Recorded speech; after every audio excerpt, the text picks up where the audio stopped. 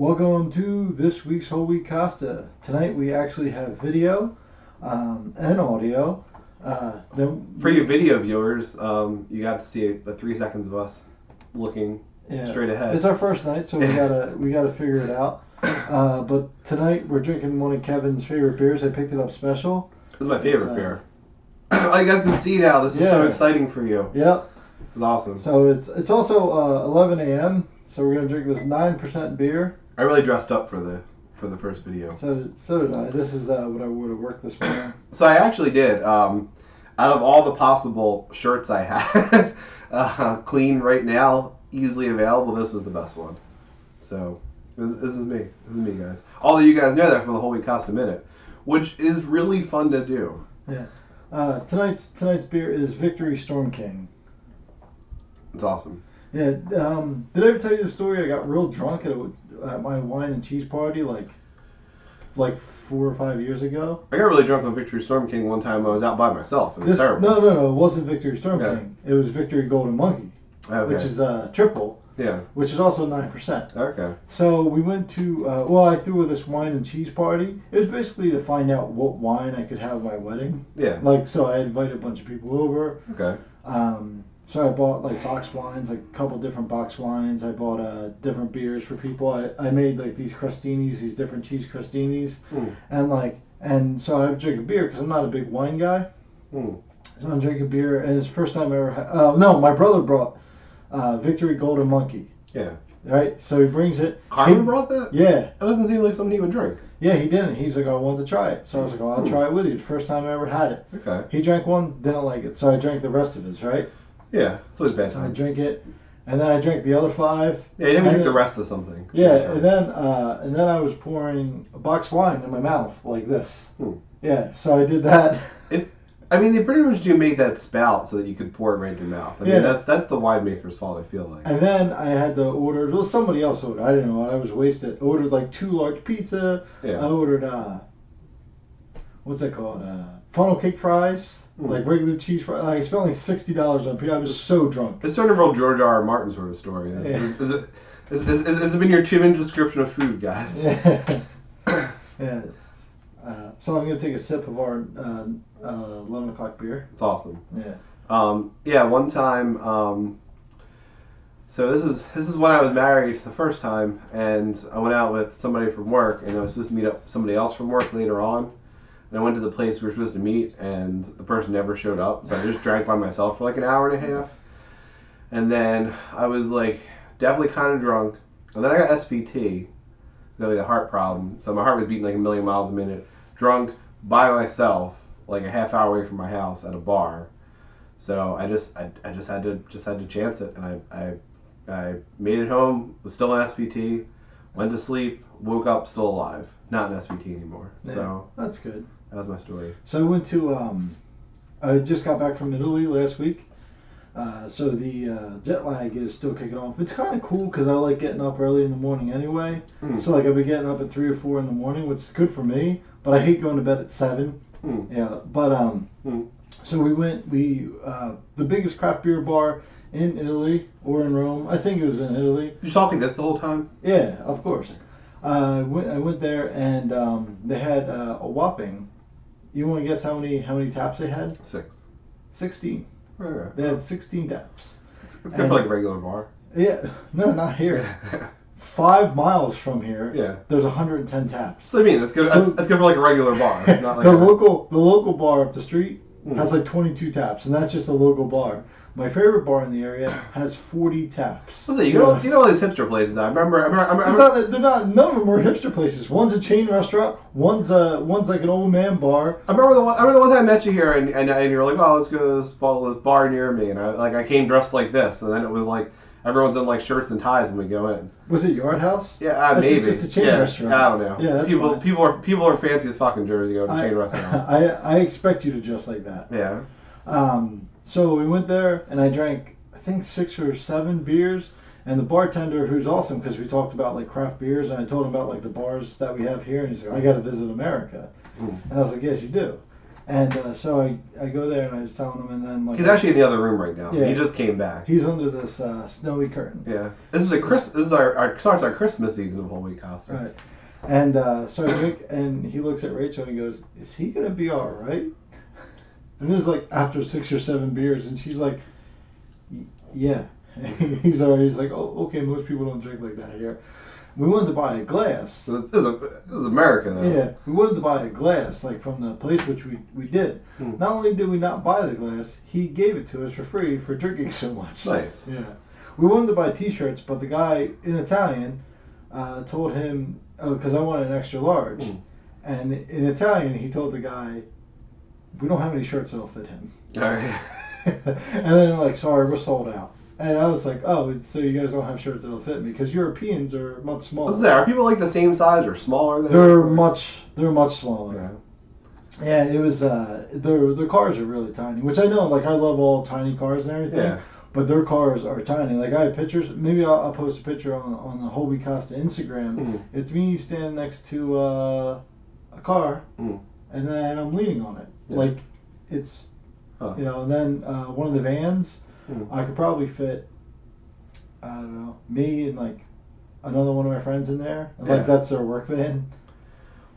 I think one of my favorite European car stories is I think it was, I don't know what company it was. They made a car called the Nova. Maybe Chevy Nova feels right to me, but I don't know if that's true or not. Well, Chevy Nova was here for years. Yeah, but they figured it'd be a great car for like the European roads, and it didn't sell well in Spain because Nova means no go. Oh, really? So that's like a terrible car name. So. It used to be a giant car. Now it's like it was a small car. Like after a couple generations, like it was like a muscle car. Yeah. And then they turned it into like. Yeah, I think one of the smaller cars. Yeah, now they turned it into like a little smaller car in the 80s. Yeah. So you guys know I'm very influenced by YouTube and everyone that's not like anybody that makes sense. Yes. Yeah. Well, I was gonna say by whatever I watch on YouTube. Yeah. So with our video, and you guys can't see this, but is our audio feed fine? Because I just see it sort of skipping along, but it's like recording normally, right? Okay. Yeah. We're straighting JD's Asus with the double recording. Yeah. But there's a way to do it so we only record one, but we have one board and audio inputs. We can't do it yet, but soon. And then soon we're gonna have the dual split screen microphones, so you can see both of us in all of our HD glory. Kevin's gonna make me buy a new computer. I want a light ring to really highlight me. Yeah. It's like a $250 setup for the microphone light ring thing I saw. Worth it. Definitely worth it for you guys. But yeah, so very very influenced by YouTube. But so I've been watching a lot of financial information recently. So I've been going for my MBA, and you've been watching YouTube videos. So there's a channel called The Company Man. It's like super interesting. It's this guy that talks about like companies like financial sheets and stuff. You know, everybody now that we're on video, everybody can see me like pull my nose like I'm on coke all the time. Yeah, well, I'm a little twitchy sometimes. I mean, you guys will see that, but all right, Company Man. I always wondered if I had like so I don't think I have any neurological disorder because I actually have an uncle that's the same way. And Chester? No, my Uncle Scott actually is like a little twitchy the same way. Oh, your Uncle Scott? Mm-hmm. Yeah. Okay. Yeah. So I think it's just a weird like familial thing. Because he's almost 60 and he's still fine. So. Yeah. Dead tomorrow. Yeah. But so I know I'll at least make it to my 60s. But yeah, so this channel with Company Man, and it's pretty interesting because they talk about both like why certain big companies failed, and then how some other companies are way bigger than you thought they were. Did you know the Hallmark is fucking huge? Like billions huge? Like huge. So they not only have the stores and the cards, but it is really true that they didn't really invent all these bullshit holidays like people say. But they are the reason why there was a lot of these holidays as big as they are, because when they first came out, it was pretty much just Christmas and Valentine's Day that people bought cards for, and they figured that wasn't a good way to run a business, so they started making cards for other holidays that were like bullshit holidays, and like eventually sort of talk people into them. But that's only a little part of their business. They also own Crayola. Really? And apparently the Hallmark channel is one of the biggest cable channels. Like. Yeah. Well, people love the Hallmark films. Yeah. Like they're just good, like, family movies. They made 33 new Christmas movies last year. Really? Like, the 33 original whole Christmas movies. And they're making 34 original Christmas movies this year. What is it, the 60 Days of Christmas now? Yeah, well, what they do apparently is they make these, like, low budget, some people make fun of, like, the really simplistic plots, like the low budget movies, but they make these movies for like $1 million or $2. Right. So these, like, low budget movies, but that are like fine, feel good movies, and they, like, way more than make their money back on them. And then apparently they have a publishing company that makes novelizations of the Hallmark movies. Well, yeah, think about it from a movie standpoint. Most of the actors are probably it's probably $100 a day movies. Mm-hmm. You get actors that get experience that aren't getting paid very much, $100, $400 a day. Yeah. Like whatever the lowest for, the SAG is. Yeah. You're getting directors that don't really want to do these movies, but they're getting credits. So in Hollywood, it's about credits, getting credits. So it's like you can make 34 movies, and they're real. You spend $34 million on 34 movies, plus they play them 10 times, plus plus the novelizations. The novelizations, but each commercial break 6 or 7 commercials times 10, so you're getting 60 commercials per thing, and everyone's spending $100,000. Yeah, so Hallmark's huge. That was the one thing I learned. I learned that and I don't know why this wasn't, like, this is a pretty simple explanation, and I don't know why I just learned this, like, this week. But do you know why Toys R Us primarily went out of business? No. Because it was because of a leveraged buyout, basically. So they were a privately owned company for a while, then they were a publicly traded company for a while, and then a group of investors, including Mitt Romney, bought them, but they bought them in a leveraged buyout, which is pretty interesting. It's something that seems like it shouldn't be legal because it fails all the time. But I think the people that make these investments don't care if it fails, like, they get their money back. Essentially, it's the idea that so if you wanted to buy a house, if you went to the bank and you're like, oh, I want to take out a mortgage, like, well, you don't have any income or collateral you can put up, and then you would say to the bank, like, well, if I buy the house, then the house is my collateral. So that's what people do in leveraged buyouts, is they basically go to the bank and they're like, oh, I want to buy this company. I don't have the money to buy the company, but if you give me the money to buy the company, then I'll have the company, and that's my collateral. So if I don't pay, you own the company. Yeah, but so essentially what happens is, though, that means that, say, like, so they bought Toys R Us, I forget the number, but they bought Toys R Us for like $6 billion or whatever, and then now that you own Toys R Us, you put the $6 billion worth of debt on the company. So now the company has to pay the interest on your debt that you accrued for buying the company. So now you take a company that's healthy, you buy with a leveraged buyout, and now the company is paying hundreds of millions of dollars in interest every year on your debt, basically, that now the company now owns. So that's basically what happened. Toys R Us was making a lot of money, but they had so much debt from this buyout that it just, like, buried them. But then even then, like, so this company man guy made a video about it last year when it wasn't announced they were closing yet. And his thing was like, oh, well, again, looking at their balance sheet and stuff, he's like, there's no reason the company should close. It's like a restructuring sort of bankruptcy, and they should be fine. Like, there's no reason, and he, like, with the caveat, like, I'm making this right when it's first announced, so, like, if you're watching it in a year or two, like, this could be all wrong, but right. But his looking at it then, I mean, he's just some guy on YouTube. I don't actually know his financial, like, qualifications, but he makes finance videos all the time, so I'm assuming he at least has some knowledge of finance. Right. And his thing was like, oh, there's no reason they should close, but they still did. So yeah, but I don't think they're going to make it back open for Christmas. Yeah, that's just the plan. Right. They're not. And that was when they were talking about reopening last year. That was part of the thing was, if they couldn't open again by Christmas, like, would investors be too scared off to, like, get back on board? Right. But I don't think it's going to do it. And it's just, so basically greedy people destroyed the company. That's basically what it was. And did you see, though, that, I don't know if you have any around here, but a lot of the Toys R Us's were Halloween stores, were Spirit Halloween stores. Oh, we have a Spirit Halloween. It was over by the mall. I think we have 2. Okay.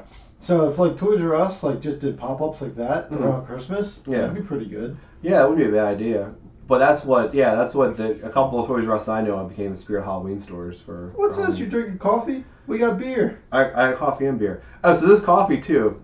So I never coffee in my house, and we were talking before the podcast that I really need coffee to function. Like not like I mean everyone jokes about it, but like I have kind of a stuttering problem. And I noticed that when I first wake up in the morning, and especially if I haven't had any coffee, it gets worse. So this would have been a terrible podcast if I didn't have any coffee. But driving over here, there's a Wawa, but it's on the other side, and we're in Jersey, and it's like a whole fucking nightmare to get there because you can't just make a left turn anywhere. So I stopped at that little place across from the Wawa, that little like. You gotta be more specific about you gotta define your Wawa. So the Wawa that was like 2 apartments ago for you, the one that right you there. stopped at the Countryland Farm. Yeah, exactly. So I stopped there. So I just it's like a convenience store, so I expected like a normal like coffee setup. It was really just a regular coffee pot. So which I feel like I haven't seen it in a while. Yeah, coffee pot. Yeah, we have a couple around here. But like, even like 7-Eleven, they have like the multi coffee pot stands. This was just the one coffee pot. Coffee pot, yeah. And not only that, but I guess they don't do as much volume. So like like Wawa, it's just the coffee's basically like in a little cool thing, but it's like essentially out in the open because I guess it turns over so fast. Yeah. Here they had a little refrigerator with their milk in it, and I'm pretty sure it was the guy's lunch was in there too. Yeah. Well, here's the thing about that. That store used to be across from the apartments, right? And that Wawa wasn't there. That Wawa and CVS forever wasn't there. That store was there forever. So all the, I guess, urban people that lived in those apartments would walk over there because urban people love corner stores. Yeah. I mean, I did too. Like, I grew up, like, I love corner stores. And like Wawa, like, sometimes you just can't afford Wawa.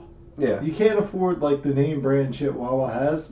So instead of buying like a little pack of emergency Folgers, you go over there and you get like a chock full of nuts or something. You know. So that corner store is actually pretty good because they also sell Little Debbie's individual packs. Okay. The ones that you're not supposed to sell for resale. Yeah. So that corner store is like awesome. Made me think of real quick. Did you have a good lunch? There was like some yogurt and Lunchables, but it didn't look like something that was for sale necessarily. Real quick, stick it on YouTube.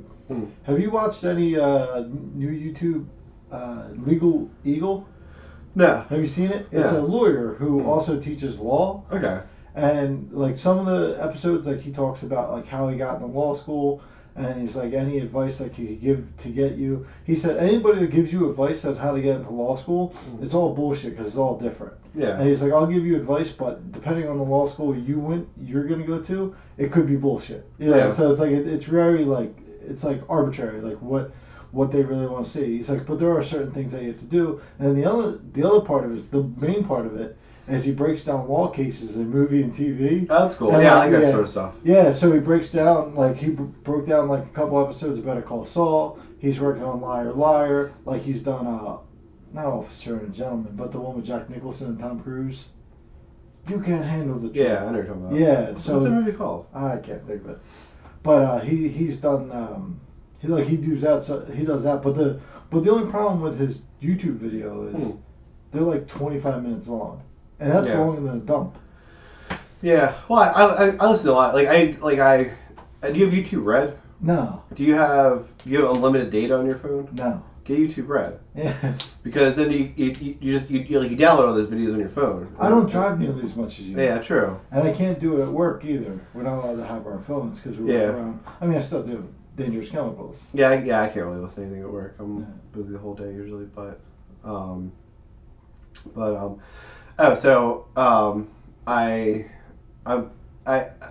been out of protein powder for like 2 weeks. I finally bought it again. I don't know why I just didn't buy it, but Aldi brand? No, I actually ordered some like vegan, like it's like I'm gonna get all the vegetable gains. That was like the cheapest one.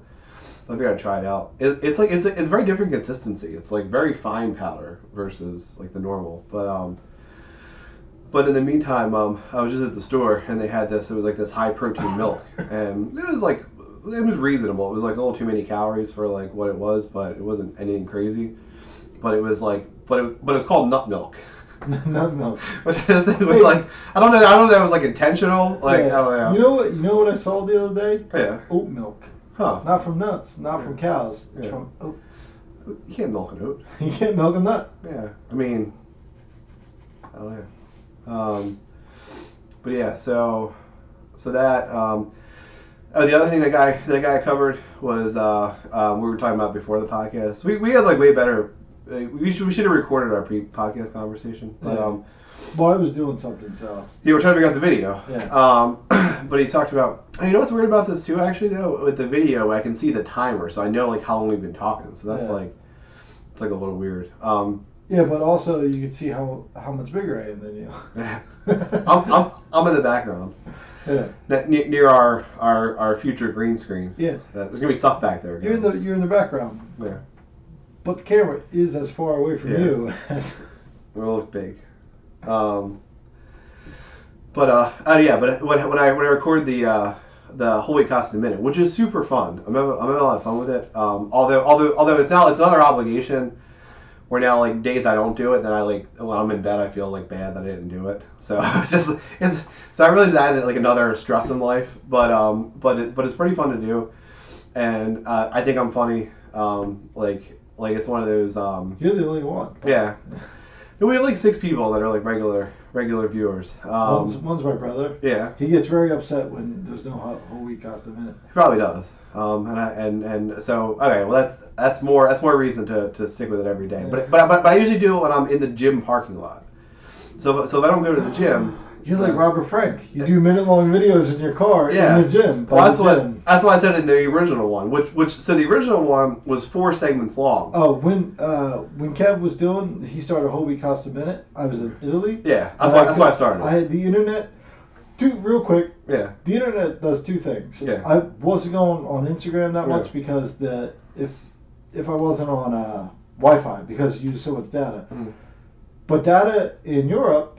You don't use it as fast as you do here. You know, like it doesn't use it, and then it's such a monopoly here. Their data's in metric. Yeah, but you can use over there. They have 1,000 talk minutes, unlimited text, and I think the one picture I took, it was 50 gigabytes of data for $7.99 a month. Okay. Yeah, so it's like a huge monopoly here. Yeah. Well, it is, but All right, keep going. Sorry about that. Yeah, well, that was interesting. Yeah. What was I gonna say? But yeah, so, but with that, so the first one I recorded was 4 like Instagram segments long, and I noticed that the first one was like 12 views, and the next one was like 9 views, and the next one was like 6 views, and like only like 3 people made it to the end. Yeah. So I'm pretty determined to keep it at one segment, which so it's really the whole week costs like 15 seconds. Yeah. But then. If you notice all the end of them, there's like a panic because like I noticed like the little bars about to fill. I'm like that was today's Whole Wheat Costa Minute. Like and it's the same thing that I possibly can to like not spill into another Instagram segment. I would lose like the rest of my hair. Like that's too stressful for me. Yeah, I've had to re-record like I would say on average it takes like 4 or 5 tries to like get it right. Today's was 1 take. We have one today. Perfect. Yeah, I did it outside your house. Oh, okay. So.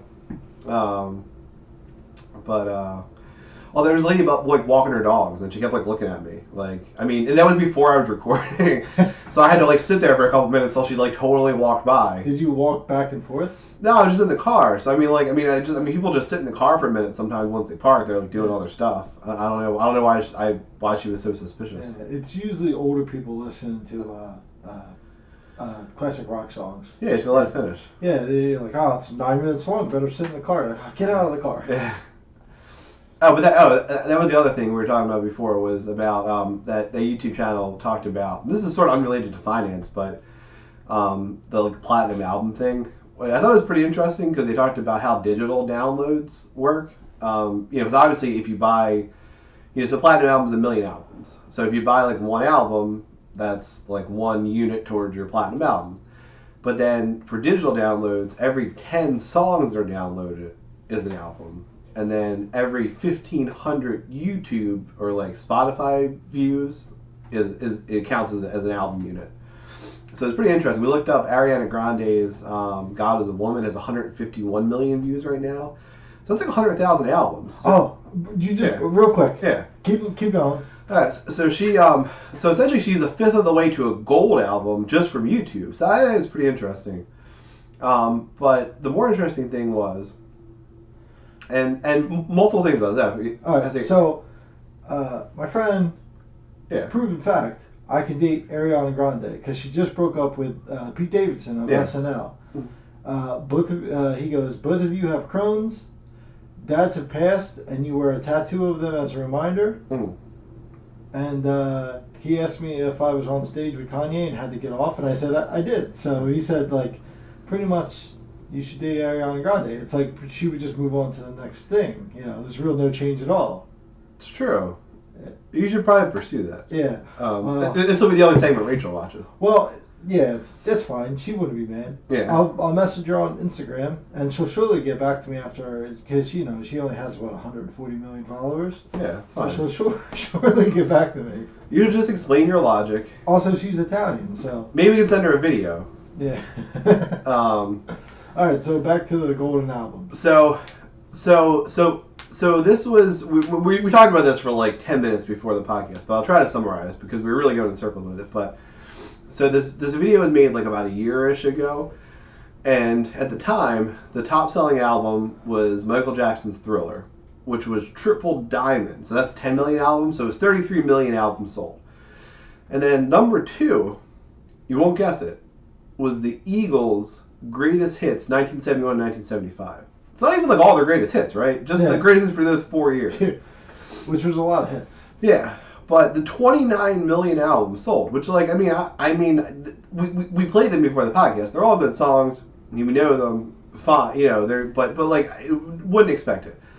But the more interesting thing was, so today, or at least as of August, which was the last numbers I could find, the Eagles' greatest hits are now at 38 million. They're back to the greatest selling album of all time. And Michael Jackson's Thriller is still at 33 million. Found out for that, we looked up. There's a big uptake in his album sales when he died in 2009 for Michael Jackson. So that's why his are sort of stagnant since then, because they really took off for a little while. And they leaped over the Eagles. But who bought 10 million Eagles albums in the last year? I think it's because they're on tour. Maybe, but it's still a lot. I mean, so this is a 40-year-old album, and a quarter of their sales have been in the last year. That's what's weird. Yeah, but they could have also given it away for free during their tour. So in order for it to count as a sale, I guess that could be still true, but the average price of the album at retail has to be $6 or more for it to count, to prevent people from doing that, from just like selling cheap albums to bump up their number. But I guess they could give them away now because that wouldn't bring the average price down too far, probably, because there's already been 30 million sold at full price. Right. But they're on tour, so maybe people are going buying the album. There's a big resurgence of vinyl, but I don't think they're selling 8 million vinyl. Yeah. Yeah, I think there was last year there was 1.4 million vinyl was sold. So that's Yeah. Well, I think the tour thing makes sense too, because the Eagles also had the number 3 greatest selling album of all times. Which again, it's not a band that I like, and I'm not really in the generation that originally listened to them, but I don't think of them every day. You would think for them to be the greatest band of all time, like everyone would always think about the Eagles. Right. Well, I do know this, and I think you said it was number 4 and number 5, Pink Floyd's Dark Side of the Moon. Yeah, it was Billy Joel, and then I think Pink Floyd. Yeah, so number 5. Yeah. I know that was on top 40 or top 200 for 35 years. So it's like that's great. That ABBA hits. Yeah, ABBA was in there somewhere. Yeah, they were in the top 20. There was a Fleetwood Mac album. Fleetwood Mac was number 10, I think. Yeah, so it's like they were in the top 200. Yeah. For decades. Garth Brooks was up there too, which is fine, but also was Shania Twain for some reason. Garth Brooks is one of the top selling artists of all time. Yeah. Well, that Shania Twain had a lot of hits in the 90s too. Yeah. One of the issues with the video is that I have allergies and I have a little bit of asthma, so often I lean to the side if I have to sniffle or take a deep breath. But then you guys are gonna see that all the time, so it's a little weird. I just realized. So I had to make the choice between sniffling on microphone or bobbing to the side all the time. Always bob. Always bob. Always bob. Burp. Yeah. Oh yeah, JD burps a lot, so he just lean off to the. So you guys will see that. So another thing that hit in Italy. Here's what happened in Italy. So me and my dad, we listened to like two bands, like more like we love music. Because most of the time we spend together, we listen to music. We'll watch a baseball game, listen to a couple albums, get drunk. Even when I was younger, like, you want some of this rum and coke, and I'm like, yeah, disgusting. Now it tastes pretty good, but so we listened to Pink Floyd and Frank Zappa. Okay. So we're walking in Italy. So I go to this beer bar. Then we got dinner. So now I'm drunk because I drank a half a bottle of wine. Because wine's basically free there. A bottle of wine is cheaper than a bottle of Coke. It's cheaper than a bottle of water. Well, that's good. That's true for some alcoholic beverages in Philadelphia too. Yeah. We talked about before on here. But with the stupid soda tax. But you can't drink the alcoholic beverages because they're terrible. Like they're really cheap beers. Yeah. We tried it. It was terrible. Remember episode Episode 32. Yeah, where we had Old English. Yeah, Old English. It was like episode 8. Yeah. Anyway, so I'm drunk. So we go to the square and there's like a Pink Floyd cover band. I mean, like I think they did. I was there for like 7 Pink Floyd songs, right? And then they went to like different bands. So we got up and left. Do they cover Pink Floyd as well as our decorative sheet covers this pile of stuff behind us? Better. Yeah. So it's like it's cool because the guy who was singing, he's Italian, so you have like an Italian like kind of accent singing. Okay. So they played all like 19 minutes of Shine On You Crazy Diamond. So like that was like me and my dad, like that was our that was like our song. Like every time it come on, we would listen to it. Like we'd talk because like we love that song so much. Like that was our song. So they play Shine On You Crazy Diamond. So I'm sitting in a square with Rachel. Yeah. And in my ancestral home. Yeah. Crying, listening to like Shine On You Crazy Diamond. That's pretty cool. So it was like a pretty cool thing. Yeah. You know what I mean? Like it was like one of those things. Like I felt like my dad, was there with me. So it's like it was pretty cool. So they did a couple like songs that I think they did the entire Dark Side of the Moon album. So it was a guitar player, and then like there was like a little like radio that did the rest of the stuff, and then there was an acoustic guitar player. So it's like they did the rest of the songs, and then they switched off singing. So that was like pretty cool. Like you go there and it's like, so in Italy it has squares everywhere. So it was pretty cool. That's cool. And in Florence, it was super cheap. Everything was cheap. I mean, like the euro, I think yesterday was like $1.14 US. But a meal, you can get 2 pasta meals, dessert, a drink, a bottle of wine, and like 2 coffees, like $41. And that's a service charge. There's no tipping or anything in Europe. So that's pretty awesome because yesterday we were going to order wings for dinner, and it was going to be like 30 wings. Like $41. Yeah. So. Well, I mean, we ordered. We ordered Chinese food instead because I don't have wing money. Yeah. You ever hear of DoorDash? It's like Grubhub. Yeah. You know what Grubhub is? Yeah. It's basically the same thing, except they go to more restaurants. Like I think they're based in Cherry Hill, so they have more restaurants to pick from. Yeah. So we go there. We order it. We have $10 off. We both got like 2 sandwiches, right? And $10 off. It was still $23. Yeah. But we like you feel like you get a meal, a drink, a bottle of wine, dessert, and then coffee. $41. That's awesome. Yeah, no tip because there's like $1.50 or $3 service charge. And the pasta's like fresh or the meal is fresh. And we went to a first time ever 1 Michelin star restaurant. Oh, that's awesome. Yeah, we went to a Michelin star restaurant in Florence. And the food was like alright, but like it was pretty cool. They had weird shit on the menu. Like I think that's how they got their Michelin star. Like they had brains, and then they had like mixed. I mean, it's a literal translation. So they had like a mixed meat plate. So I asked the guy, and he's like, "Oh, it's like all the grilled meats we have, like brains, liver, like pork, beef. Like it's like there with like a side of roasted vegetables." Yeah. And I'm like, that'd be pretty cool. I'm not gonna eat it, but that'd be pretty cool. And they charge pizza by the kilo. Like instead of buying like a slice for $1.50, €2, they weigh it. They cut the slice. Yeah. They weigh it. They put it in the oven, and then they charge it by weight. I would want it weighed after the oven. It's bullshit. Yeah, whatever. What are you gonna do? So I paid €3 for like a kilo of pizza. Nice. And then for my birthday dinner, Yeah. we got so Tuscany is known for their steak. It's Italy's like beef capital, right? Mm. So we got a genuine Florentine steak. Florentians. It was in Italian, so it's $40 or €40 per kilo.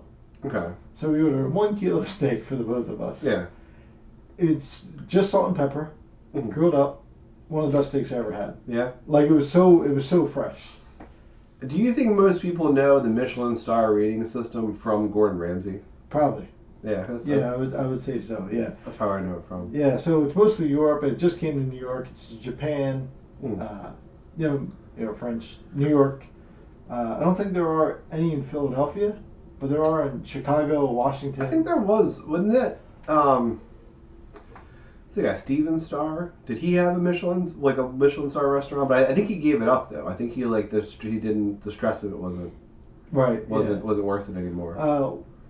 He has restaurants in Philadelphia and New York. Yeah, I think he had a Michelin star restaurant in Philadelphia. But Right. then I remember the story a few years ago. But then he was like, "Yeah, this is bullshit. This isn't worth it." And he intentionally downgraded, made his restaurant way more casual. He's like, I don't like doing it. Yeah, I know a lot of people have done that. I've heard stories like where you have to keep and once you get your Michelin star, like the covers, the people that come tables covers, it's too much for any restaurant to handle. So you're like, I don't want that publicity. Yeah. Yeah. So I think 1 star is something that you should.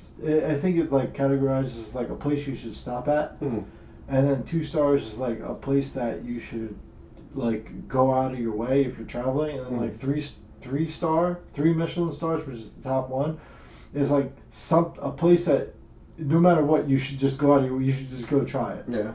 So there's a Michelin star. Me and my buddy Rob, we were like, we should go to a Michelin star restaurant. Yeah. And we found one in New York, and the cheapest one in New York was $80 a plate. Yeah. But then the travel to New York is $80, and then you got to get there, and that's just a plate. Then you got to buy drinks, so it's a $400 night for 2 guys. And we're like, nah. Yeah. And then we ordered pizza and wings, and that was $40. Yeah. I don't know. Yeah, I had a real emotional breakdown yesterday, and this happens to me every once in a while. I feel like usually food related, because I have emotional breakdowns with food constantly. Well, usually the price of food, because it's terrible.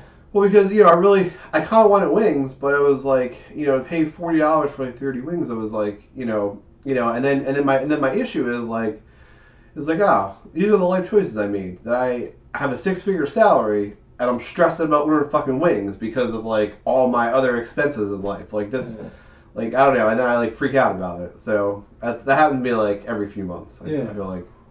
Well, I have money in my account, but I owe Rachel's dad and he won't get back. It's stressing me out. Mm-hmm. He gave us euros from his trip. Yeah. So I owe him for trip, and I keep asking Rachel, ask your dad how much I owe him. So I have this money in my account that I took out of my savings account to give to him. It's there, and then I pay sometimes you forget about what you pay for. I say I waste probably 25-30% of my money. I waste on shit I don't need, eating out or going to movies or whatever you're gonna do it. And then after I subtracted, I was like, I have $275 in my bank, and I was and then I look at my account, I scroll through it, I'm like, all right, bill, eat out, bill, gas, bill, and you're like, all right, I don't feel as bad about it, I'm gonna get paid tomorrow. So it's, money does stress people out. You want bigger accounts, but you also want to have fun. Yeah. Imagine your Sam weekends. Imagine if you worried about every dime that you spent. What's the thing? So what you said about what do you consider wasting money? Yeah.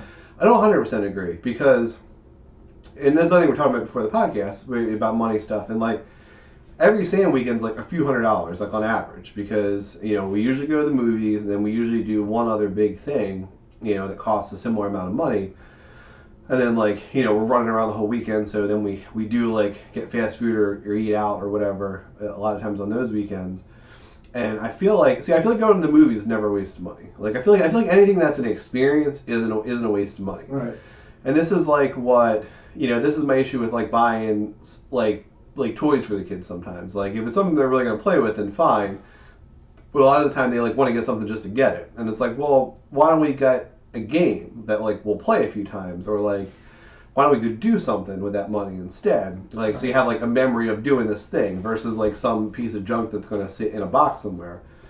But that's where I think that like eating out there's like a line because like so like if you're gonna go. And this is another thing too. When you get stressed out of money, that like bothers me because like then like if you have a bad dining out experience, like I feel really bad about it. Yeah, because you spend $40-50. Like shit. Yeah. Like I could. I'm a really good cook. Like Yeah. I like my food tastes good. Like sometimes I prefer my food. Yeah. Or like, and I don't mean to give myself a big head, but it's the one of the good things. One of the things I'm really good at, like that and folding T-shirts. Like I'm really good at it. So Yeah. it's like I eat something that like, and if the waitress or server or whatever you want to call it has a bad attitude, Yeah. now I'm fucking pissed off. Yeah. Now I gotta tip you too. Yeah, but that's where the eating out kind of stresses me out because like something like last night. So initially, Alice was supposed to sleep out. So I mean, we intended to spend $40 or $50 for food, but me and Kelly were going to go to the sushi place that we like to go to. That's like really the only like date place we go to. So we're going to do that. So we're going to spend the same amount of money, but it was to have the experience of going out and like having dinner together. But now it was like, now Allie didn't sleep out, so now it was like, okay, so now we're gonna pay $40 to eat wings at home. Like I don't want to do that. Like then it's is it worth it to order food at all, or should we just make food? Right. And we ended up ordering Chinese food because it was like $20 instead, and like there was leftovers for today still. And but yeah, that's like the stress. Like is it worth it? I don't know. And like I'd love to get back at a point in life where I don't care. Like I didn't used to care before bad life choices. But I don't know, it just sucks. Your one life choice was so bad. Yeah. You know for a fact you'll never make that again. Yeah, true. Yeah, it's like one step up is murdering someone. Yeah. So, and then I think if you made that choice again, like someone would just kill you. You'd just kill yourself. You're like, Yeah. fuck, I did it again. Yeah. Oh no! If I have another kid, that's locked in. What's it called? So like. Breakfast in Italy is super cheap. Like, and I think especially in Florence, there's like one main bakery that like makes everything and gives to all like, well, sells to all like the bistro or not bistros, like the little cafes. Yeah. Like I think that's what it is because all the pastries were exactly the same, which is fine, but they were still fresh and delicious. But it's like it was cheap. It was like $2 for like a pastry and then like for a little cappuccino or Americano or whatever, or cafe latte. I like Americanos. Yeah, it was like $1. Yeah. So $1.50. So breakfast for Rachel and I is like $6, or like if we got orange juice, it's like another $3. But all the orange juice was fresh squeezed, so it was like tasted super delicious. But the thing is like nothing in Italy was hearty like here in America. So I bought pancetta. Because they're so little over there. Yeah. I bought pancetta, which is basically like cured bacon. Like you can eat it like that, but it's real thin. I cooked that up like bacon. It was super salty, and like I bought like 6 eggs, and like I cooked this breakfast and like toast one day. Like I cooked breakfast. We felt like better because we're used to these big meals here, and everything's so small, and everybody's like so small there, like skinny, like they're like 5'4", 5'6", 140 pounds, like.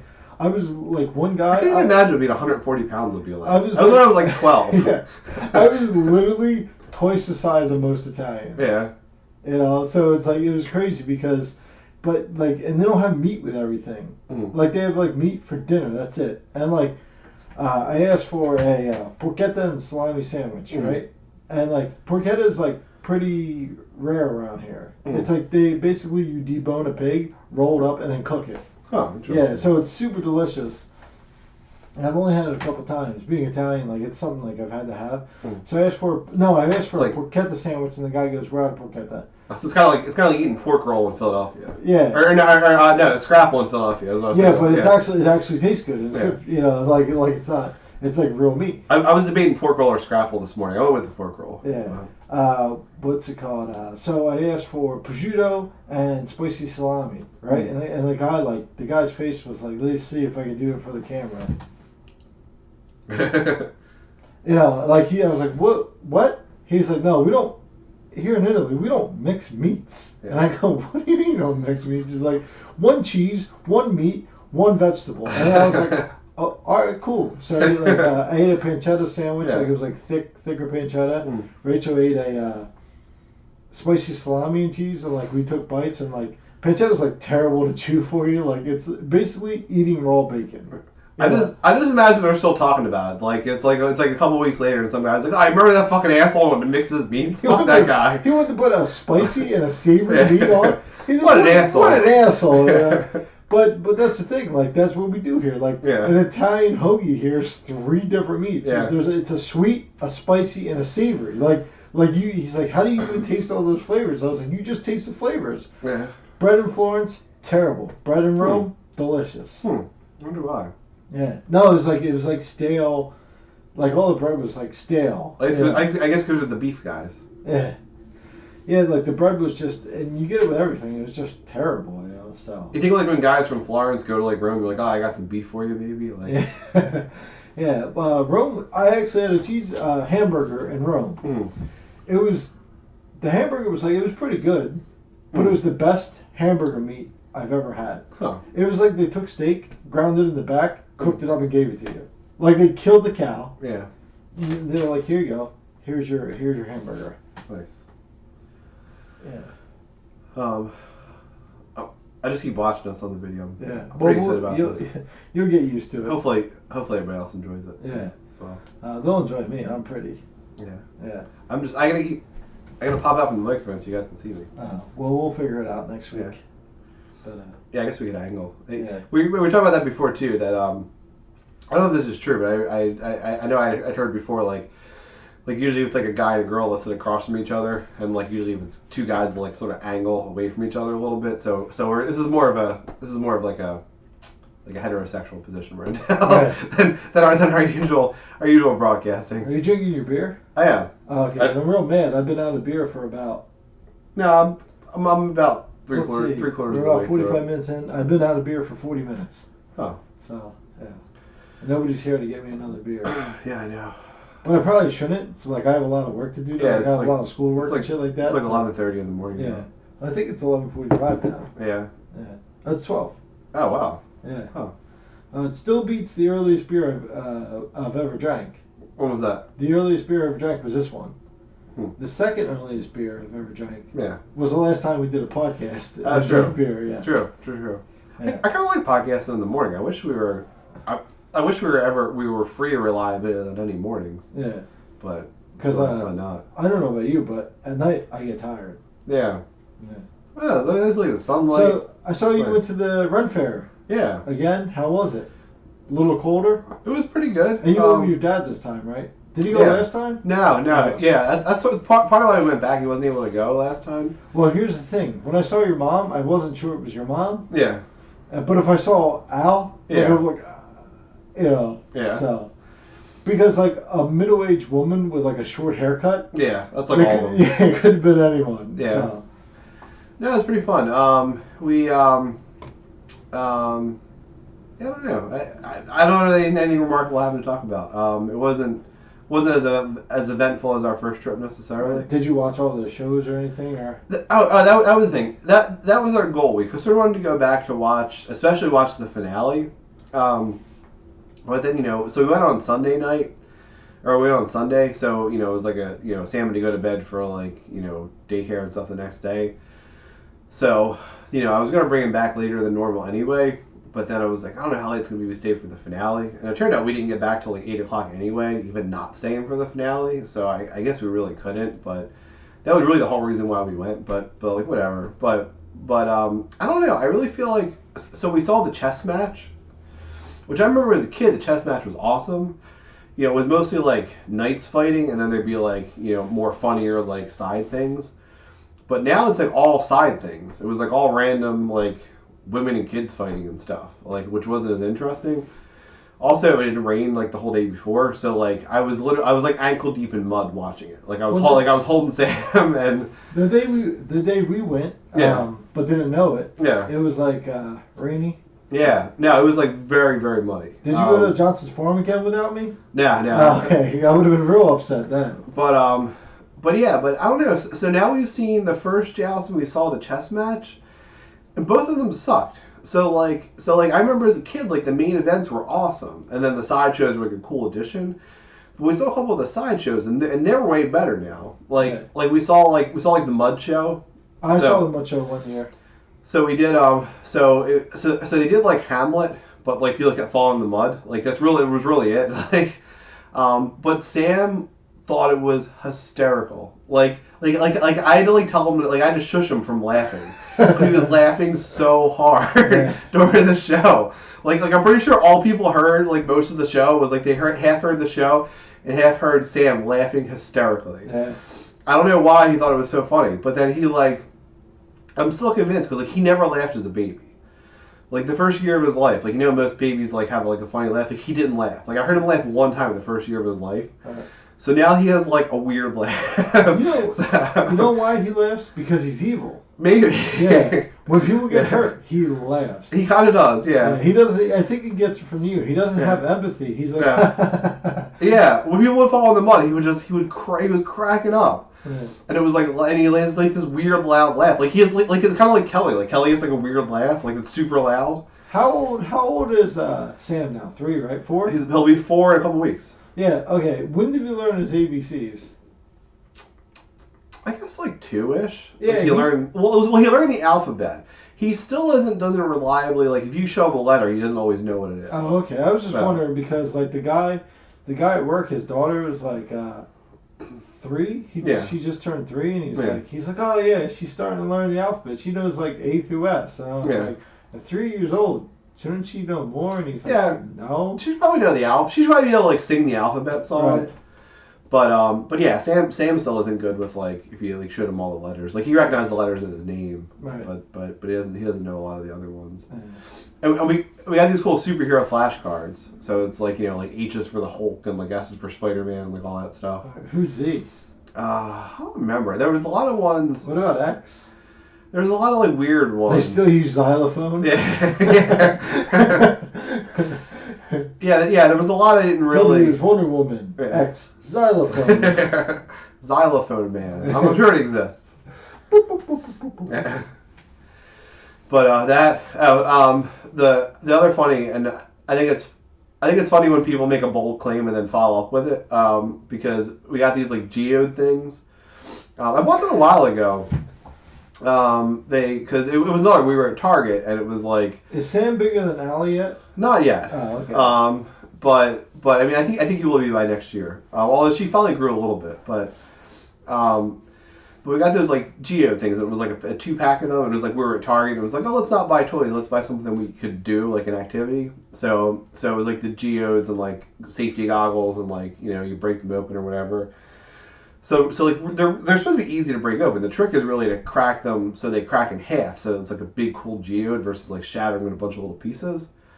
So Sam had one, Allie had one. So Sam hit his like once with the hammer. It cracked like pretty much in half. He hit it like just right.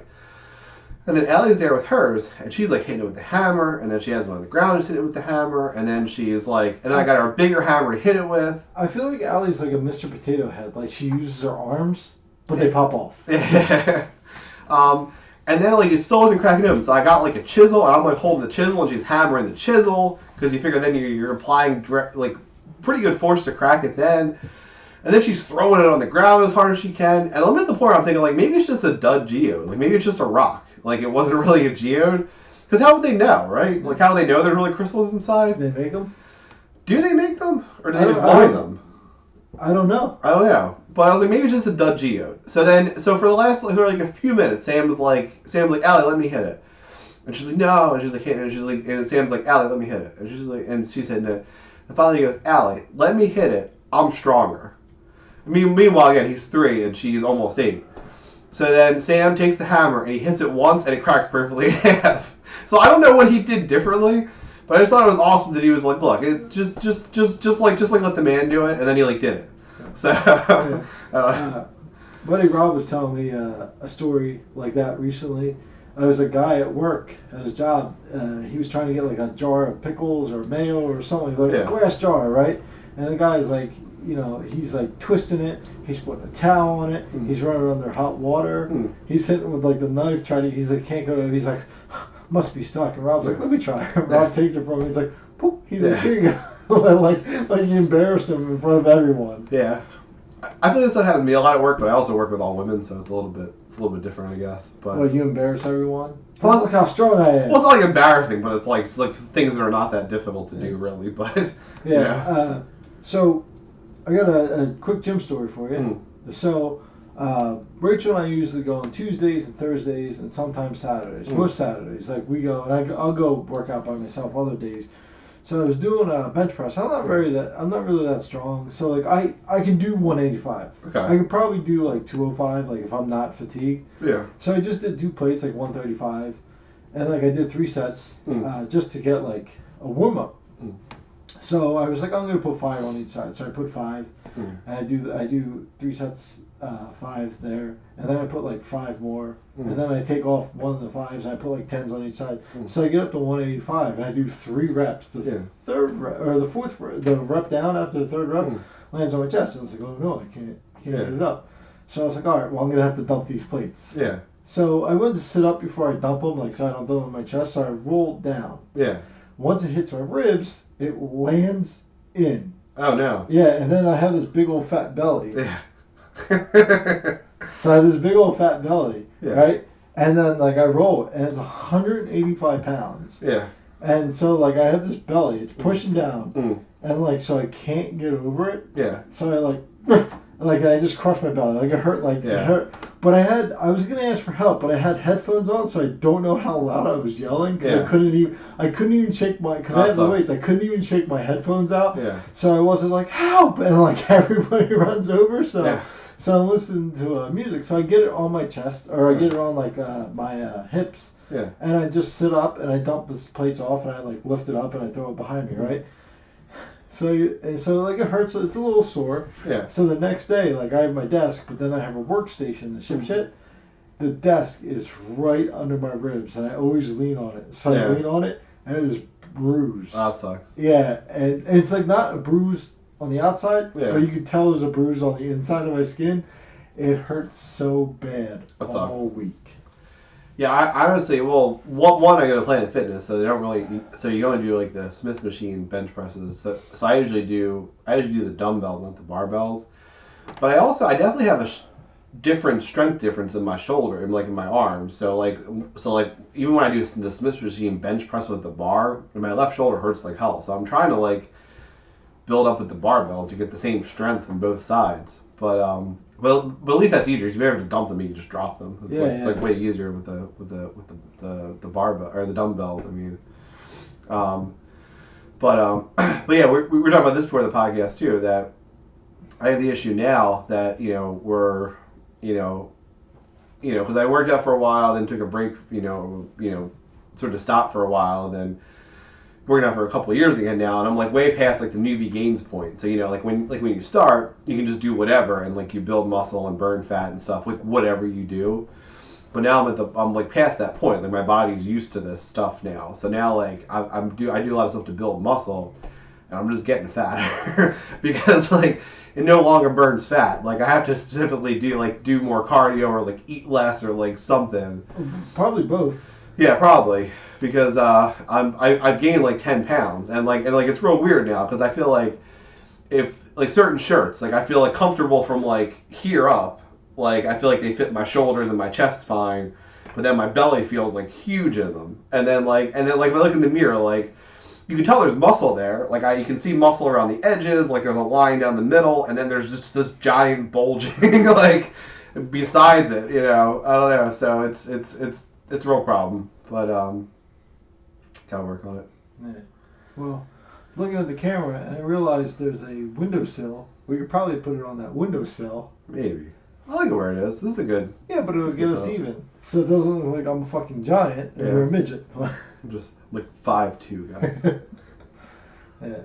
So, this is our first video podcast. It was awesome. So, thanks for watching. Now you guys get to watch me struggle. Thanks for listening or watching this week's Whole Wheat Costa.